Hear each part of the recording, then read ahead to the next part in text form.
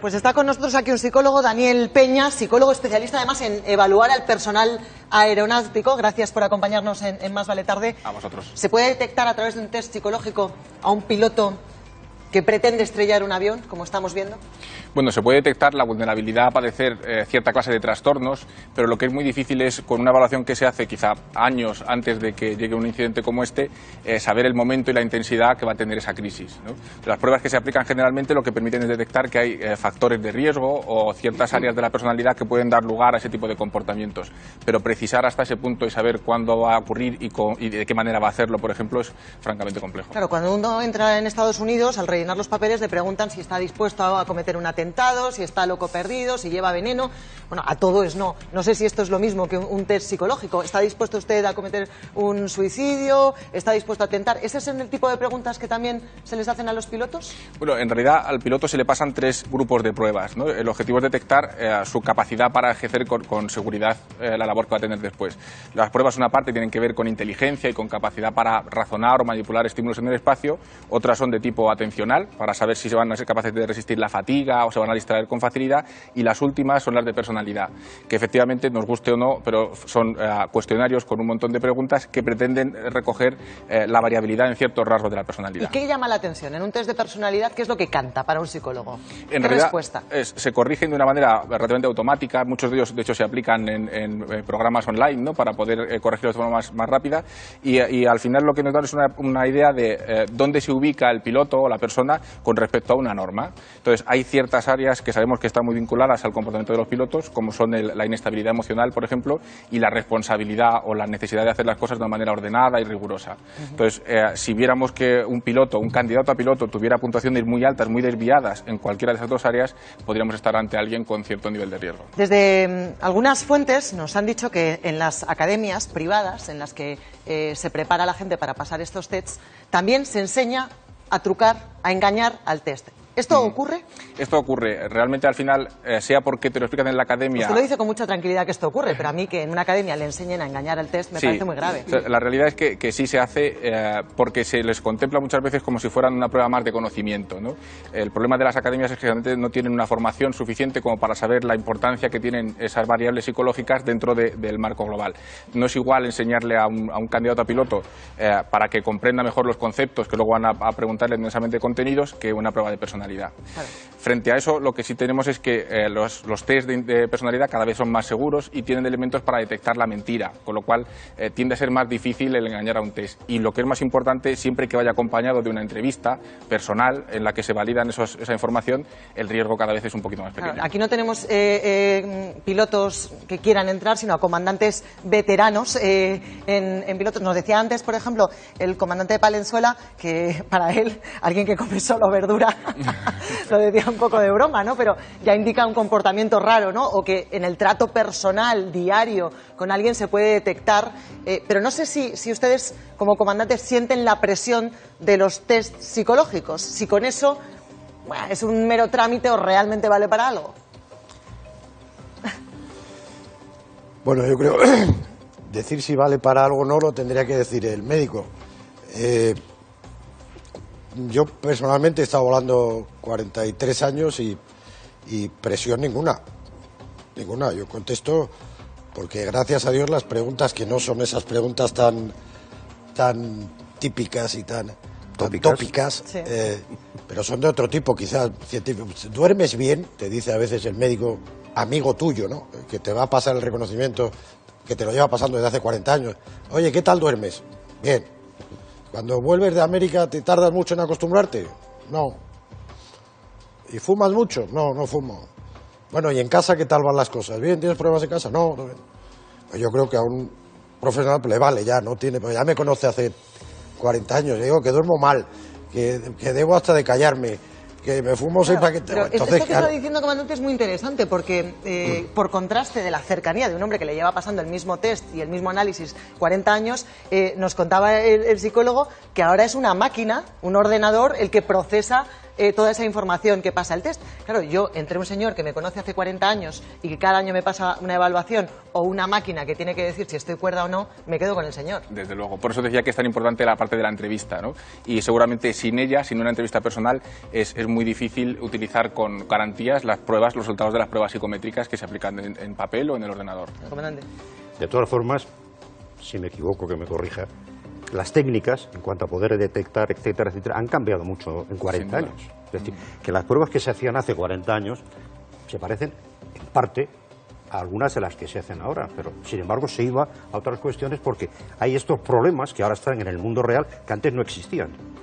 Luego, no era prioritario ir a detectar algo que posiblemente pueda ocurrir. ¿Cuándo empieza a evolucionar esto? Pues cuando empiezan los secuestros, etcétera, etcétera. Entonces, los técnicos empiezan a estudiar que aquí hay que hacer algo precisamente para mejorar esa selección y evitar que esto pueda ocurrir. Claro, para que el enemigo no esté en casa, ¿no? Exacto. Eso es importante. Hay una parte de la psicología con la que nos queremos quedar hoy que tiene que ver con qué ha pasado, qué le pudo pasar a este hombre, lo desconocemos y no vamos a hacer una hipótesis sobre esto, pero también nos interesa su punto de vista desde las víctimas, ¿no?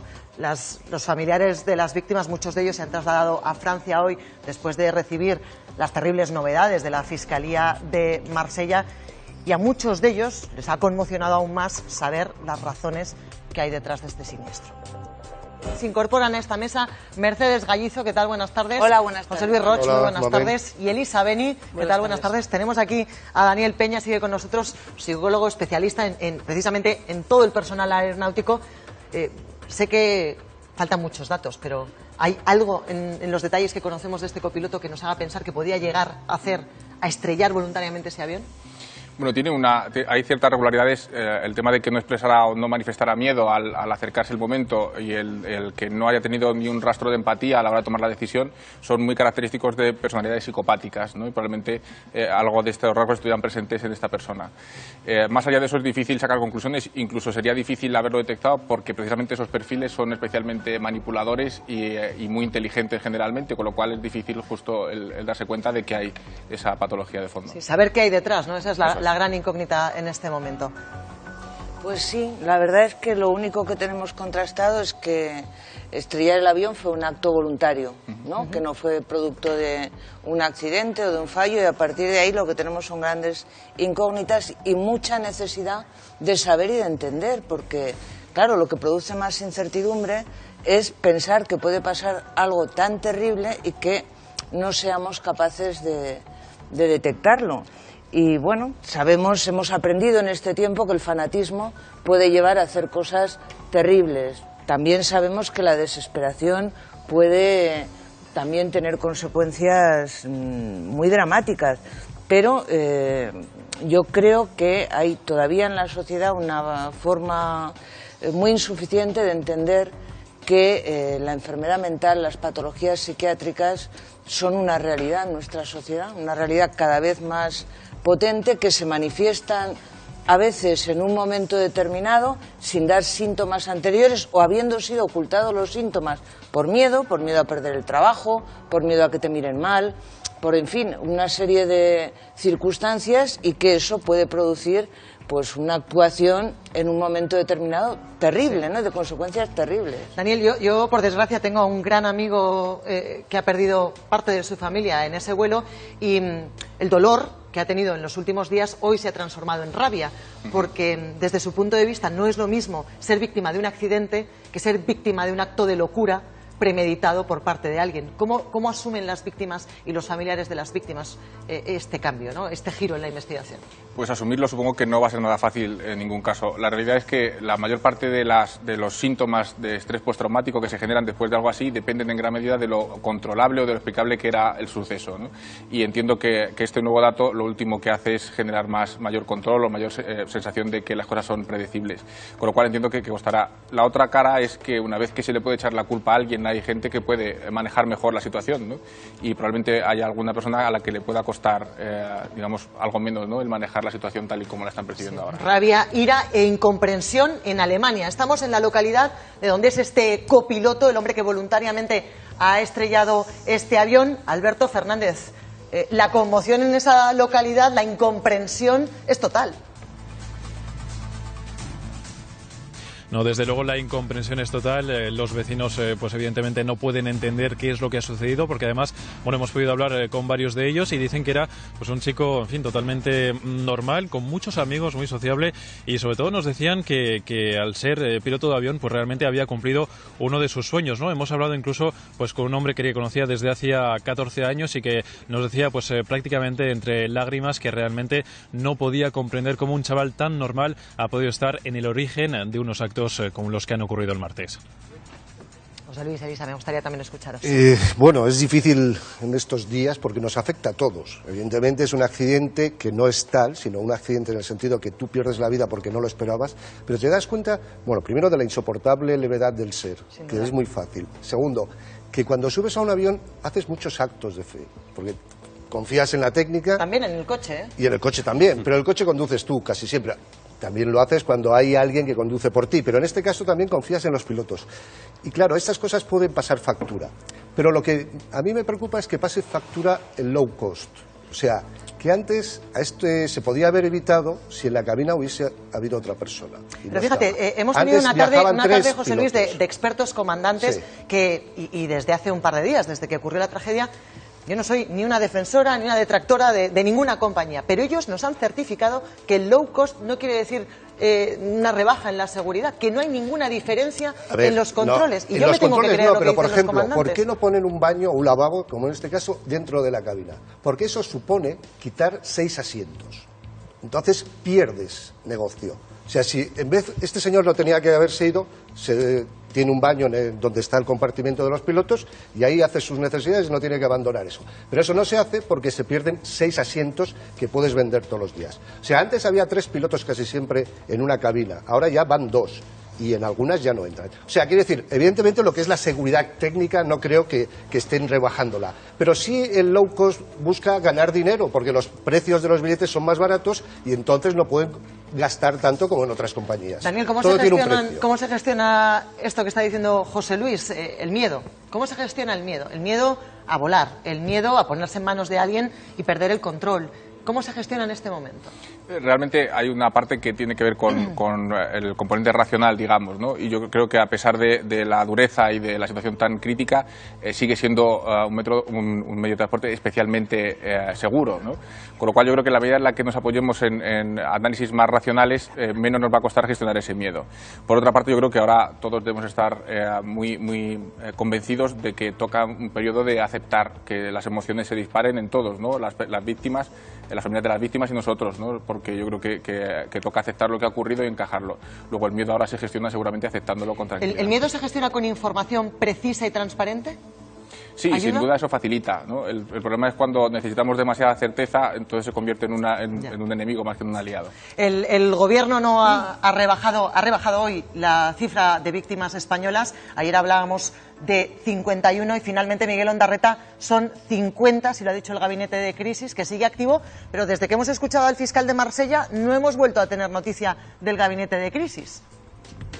No, y vamos a tener que esperar hasta mañana este nuevo escenario, este terrible escenario que desvelaba hoy la Fiscalía de Marsella. Estará muy presente, pero será ya en la reunión de todos los viernes del Consejo de Ministros que va a presidir Mariano Rajoy a partir de las 9:30 de la mañana. Después, eso sí, como es habitual también, comparecerá la vicepresidenta Soraya Sáenz de Santamaría y dará detalles a los medios de comunicación. Después ella misma estará al frente a partir de las 5 de una nueva reunión. Será la cuarta del gabinete de crisis. Hoy todo lo que se ha dicho después de conocerse que el copiloto tuvo la voluntad de destruir este avión es que el gobierno va a insistir en redoblar los esfuerzos de colaboración con las autoridades francesas, sobre todo en esas tareas de investigación, de cooperación judicial y en lo que nos dicen que es lo más importante, en atender a los familiares de las 50 víctimas de nacionalidad española. Gracias, Miguel. La verdad es que, Elisa, lo comentábamos hace un momento, el fiscal de Marsella ha dado un ejemplo de transparencia hoy brutal y además me consta que los familiares han sido informados un par de horas antes de todo el contenido de la caja negra para que no les pillara por sorpresa, que no se enteraran por la prensa de lo que les tenían que contar. Ha sido un ejemplo de información y transparencia. Bueno, ha sido un ejemplo. Los familiares no habían leído New York Times. Es cierto que New York Times ha tenido el scoop y ha sido el primero que ha publicado que el piloto estaba fuera de la cabina. Eso es una filtración que había habido. Yo a veces, hombre, no es por ser mal pensada, me pregunto si la Fiscalía de francesa hubiera sido tan rápida al salir si no se hubiera producido este scoop de New York Times y hubieran esperado más, o si simplemente ante la realidad de que había habido filtraciones del contenido de las cajas negras han decidido dar una información oficial que es mucho más tranquilizadora para las víctimas y mucho mejor que dejarla en manos de que haya filtraciones periodísticas. Con respecto al tema, a mí me parece que en el momento en que estamos, lo que debe dar lugar a suscitar son algunas reflexiones. Por ejemplo, una que me parece importante es que me parece un ejemplo claro de que ese mito de la sociedad contemporánea del siglo XXI, de que la seguridad absoluta existe, debe desvanecerse, en el sentido de que llegó la 11S y se produjo de una manera determinada y por lo tanto se arbitraron sistemas para evitar que se pudiera producir otro 11S. Y ahora vemos que esos sistemas que se han implementado han impedido que se pudiera abortar las intenciones de este copiloto, que han sido los que lo han frenado. De manera que vemos que el poner obstáculos a una determinada forma de actuación criminal a veces nos evita que los buenos puedan actuar en otro momento dado. Por lo tanto, pensemos filosóficamente que es bueno pedir medidas, es bueno implementar cosas, pero que cada vez que pongamos en marcha algo, a lo mejor estamos frenando e interpiciendo otras cosas que no podemos prever el 100%, que no podemos tener previstas todas las cosas. Y esto también funciona con respecto a lo que comentaba un poco antes. Es cierto que debemos de reflexionar a veces los seres humanos que desde que nos levantamos hasta que nos acostamos estamos en manos de otros seres humanos, que son conductores, que son médicos, nos ponemos en sus manos, que nos hacen la comida y nos... en fin, todo el día estamos en manos de seres humanos. Estamos en la calle y a alguien se le puede ir un coche porque tengo un infarto y atropellado. Han muerto 150 sí, entonces, no, pero la reflexión de eso es respecto a la confianza, porque es una cuestión que la pregunta al psicólogo y es psicológica, pero también puede ser filosófica. Es que estas cosas pasan tan pocas veces que lo que nos lleva es a seguir confiando en el ser humano. Es decir, de toda nuestra vida, que está todos los días en manos de seres humanos, normalmente no sucede nada y seguimos todos aquí. Por lo tanto, yo creo que debemos de seguir pensando que confiar en los seres humanos sigue siendo seguro. No hay más remedio. Aunque cueste, ¿no, doctor? Aunque cueste, ¿no? No hay más remedio que agarrarse a la humanidad. De hecho, yo creo que es lo inteligente y lo realista, ¿no? O sea, al final, insisto, por dramático que sea, eso nos hace estimar como magnificar las probabilidades de que ocurra otra vez, pero no porque sean reales las probabilidades, sino porque son muy dramáticas las consecuencias. Entonces es verdad que lo inteligente es confiar. De hecho, si fuéramos rigurosos, la decisión inteligente es seguir confiando en la gente y en los pilotos, por supuesto.